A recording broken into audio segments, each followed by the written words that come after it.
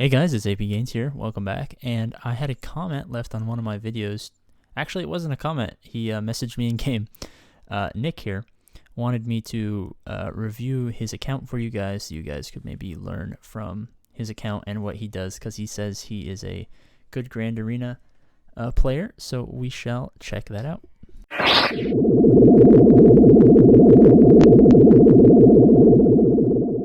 Alright, so hopping into the meat and bones of his roster, we're going to see it's going to be these three clones right here under a Shaak Ti-led team. If we go back a little bit, we can see this is his squad arena team. Probably a pretty strong squad arena team because he's only at 1.2 million. So for that scale of level, this is a solid team. He even has the ARC Trooper leveled up. He spent time in the Cantina, and he has a double Zeted Shaak Ti. So if we hop in, we'll notice that this squad is going to be incredibly powerful, probably a high-octane offensive team, allowing him to beat any team that he comes across, except maybe Geos. Actually, they're high enough level to Geos he's going to face at his level. He's probably going to destroy.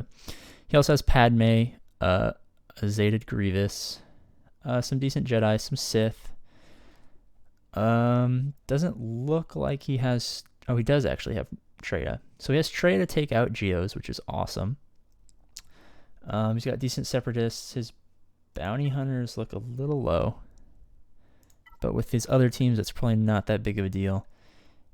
Yeah, not amazing Bounty Hunters, but he has other great teams. So that's not necessarily too bad.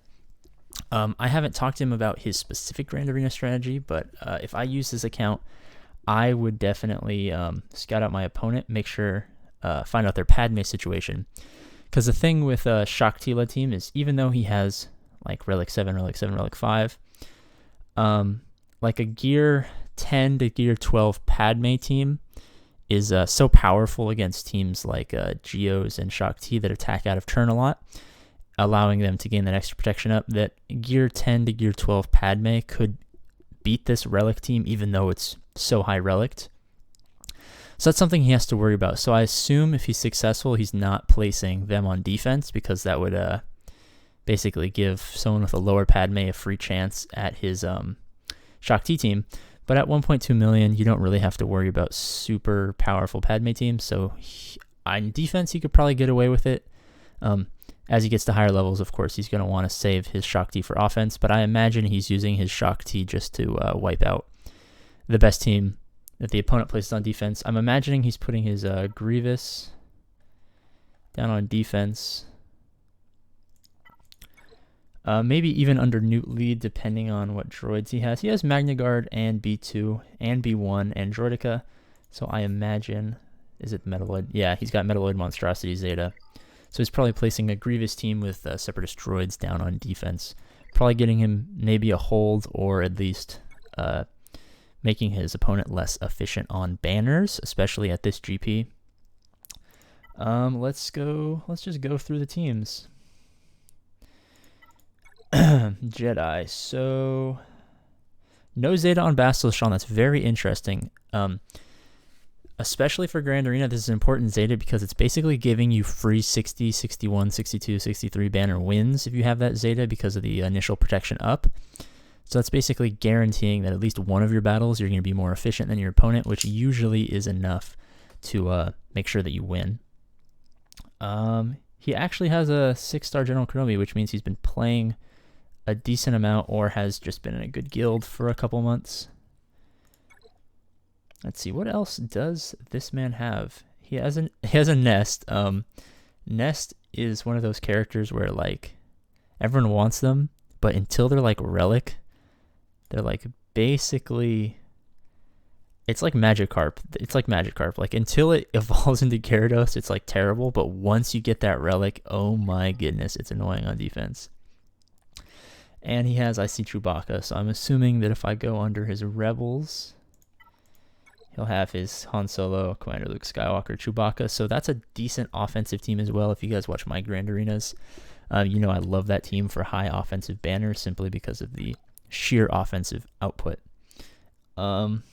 Since the Darth Vader Merciless Massacre update, I'd like to see more people with powerful Darth Vaders. not simply because Darth Vader is my favorite character, but Darth Vader is probably one of the better characters in the game at the moment, which is a breath of fresh air because for basically all of the time that I had been playing, he was terrible. Like me, he doesn't put too much stock into Bastila Fallen because doesn't look like he's grinding Darth Revan at the moment. If you guys watched my full Star Wars Galaxy Heroes tutorial, there's a moment where I called Jawa's Ewoks for some reason, and not only once, so it's not even a slip up, I do it twice, and I think it's because I just wasn't really paying attention to what I was saying. But let's check his Old Republic, because I didn't see a Jedi Knight Revan, so I imagine that he might be gearing up for that a little bit. Joe Lee with the Zeta and Bastila with the Zeta are super, super important for having an efficient Grand Arena Jedi team. No Zeta on EP, which is what I like to see, especially because of the Darth Vader update. That EP Zeta is kind of outdated. I'm really surprised to see Asajj Ventress as like the 10th best character on the team.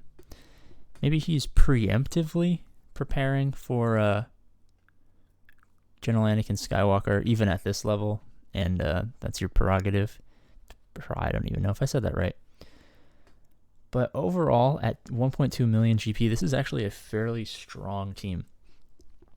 Fairly strong roster. I know a lot of people like that Shaak Ti team, but I personally think Padme or Jedi would be better to have Relict, especially because relics cost a lot of money, and real world money is harder to come by. What was I looking at? Oh, Geonosians. But if you're one of those people who's into paying money for relics, that's totally fine. I don't know how much money, like how many credits this guy has, but basically you just need the Zeta, get these guys to level 85, gear 7, and slap this team on defense. And especially around here, if you can bait out a Traya or a Padme early, throw that Geos in the back, that's going to annihilate people.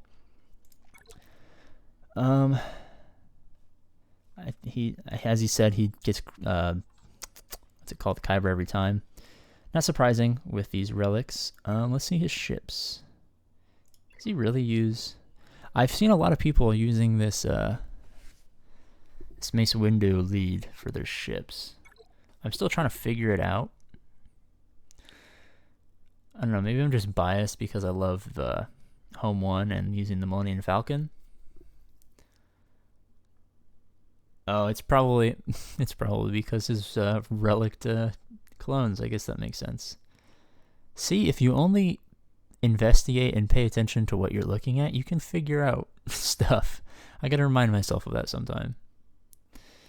And he's got the Geo ships. A little slacking on ships, but at 1.2 million GP, that's not the biggest problem in the world, especially because a lot of people also slack ships. So you can get away with being top 10, top 5 for a very long time. Unfortunately, I'm starting to get to that point where I need to start upgrading my ships because I'm dropping out of the top 5, top 10 each week, which is a little annoying, but that's my fault. So overall, I'd say this is a pretty good roster. The Relict Clone Trooper Shaak Ti team definitely helps. So it's a great squad arena team, as well as a raid team. Again, I would like to reiterate that you use that team on offense as opposed to defense, simply because the Padme is super effective against it. So yeah, thanks for watching. Thanks, Nick, for reaching out to me. Great roster, and I can see why you get... Excuse me, sorry about that. I can see why you get Kyber every month. So thank you. I appreciate everyone's support, and I'll see you later.